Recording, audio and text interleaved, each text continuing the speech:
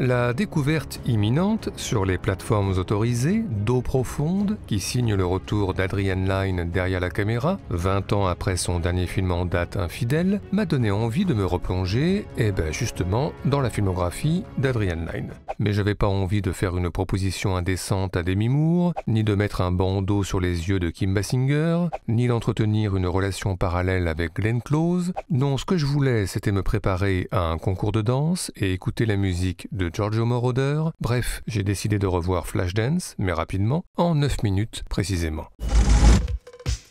Flashdance, un ballet à l'opéra et du breakdance dans la rue, un jury de patinage artistique et un jury de danse classique, une église et le Mobiz, et puis Richie le cuistot qui rêve de devenir acteur, Jenny la serveuse qui rêve de devenir patineuse, Alex la soudeuse qui rêve de devenir danseuse, et enfin son chien Platon qui rêve de rien. Bref, Flashdance.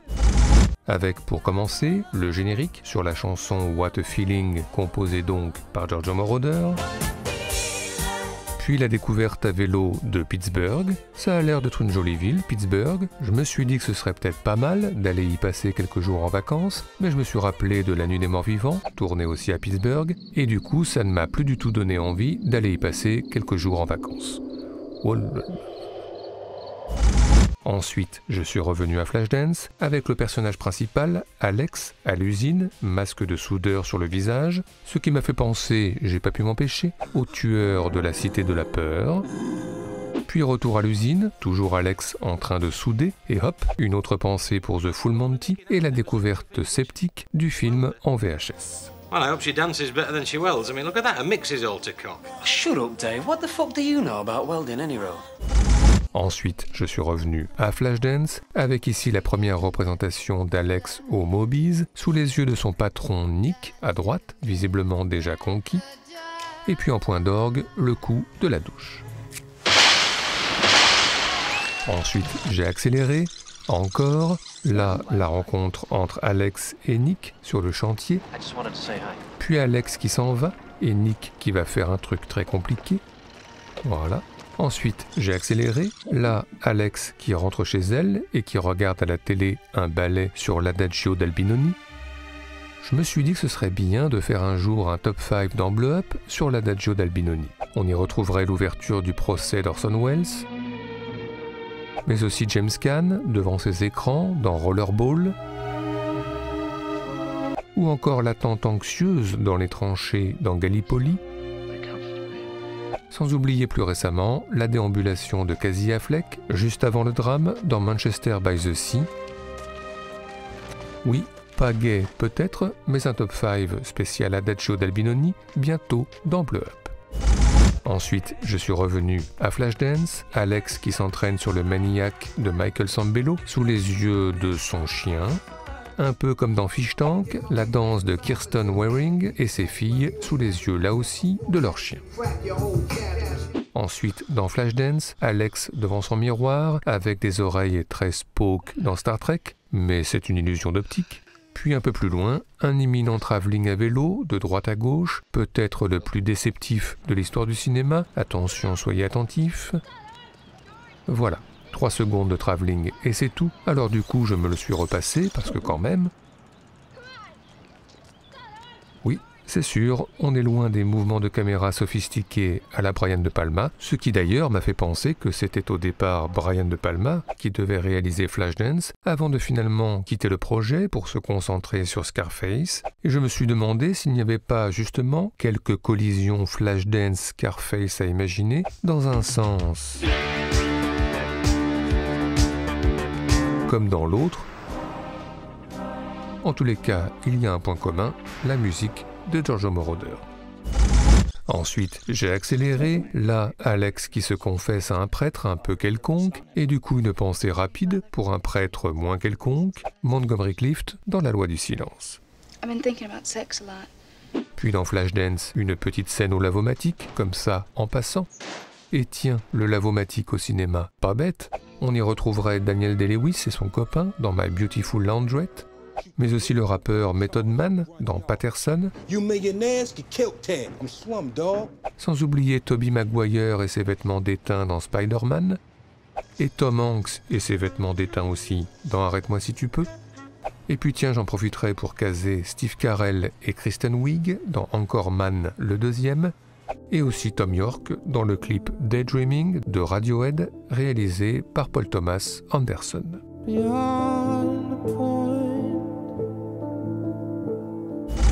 Ensuite, j'ai repris le fil de Flashdance avec là Alex et ses copines qui se rendent à la salle de gym pour une séance rythmée par le I Love Rock'n'Roll de Joan Jett, et j'ai pas pu m'empêcher une petite collision avec Burn After Reading, une autre salle de sport et à l'intérieur, en pleine forme, Brad Pitt et ses écouteurs.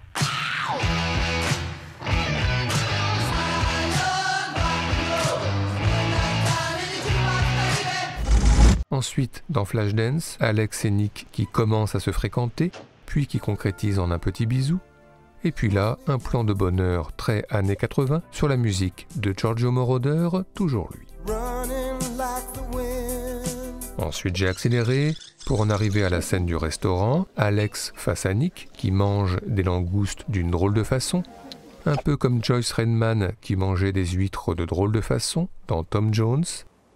Et du coup, je me suis demandé s'il n'y avait pas quelque chose à faire sur les fruits de mer et les crustacés dans Blow Up, avec par exemple Rowan Atkinson et sa découverte des fruits de mer dans Les vacances de Mr Bean, mais aussi Leslie Nielsen, aux prises avec un homard à la Maison Blanche, dans Y a-t-il un flic pour sauver le président, Dr. Albert S. Meinheimer. Sans oublier Solène Rigaud, en serveuse peu à son aise dans Saint-Amour, et Woody Allen et Diane Keaton, encore moins à leur aise dans Annie Hall.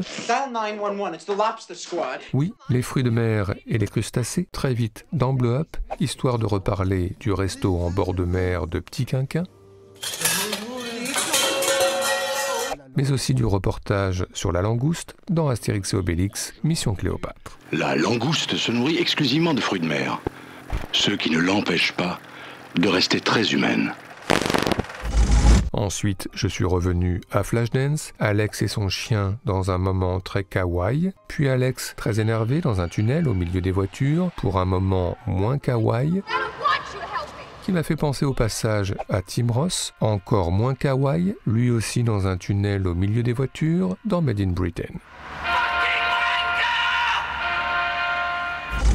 Puis, dans Flashdance, un plan de déprime très années 80 sur la musique de Giorgio Moroder toujours.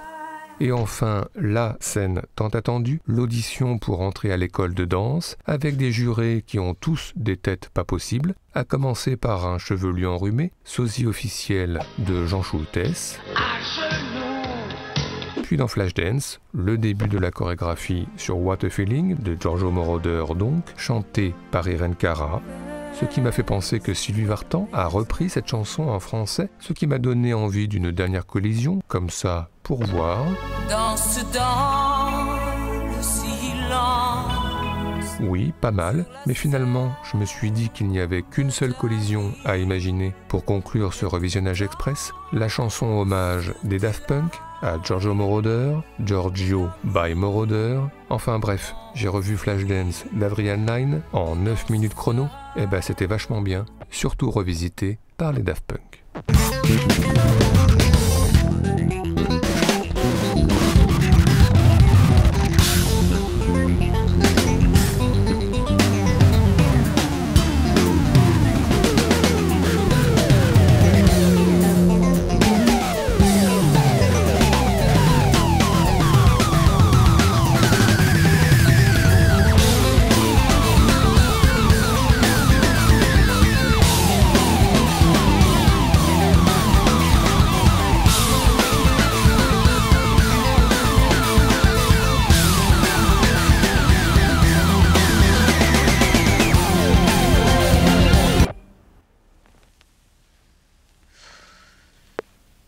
My name is Giovanni Giorgio, but everybody calls me Giorgio.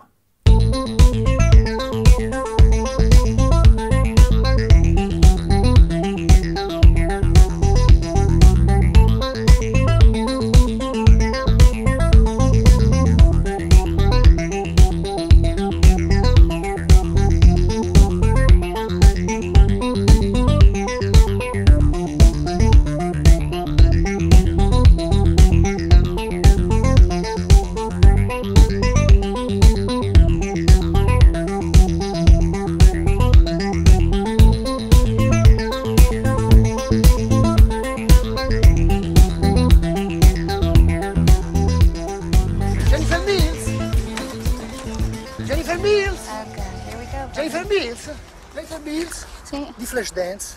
Sì. Who's this guy?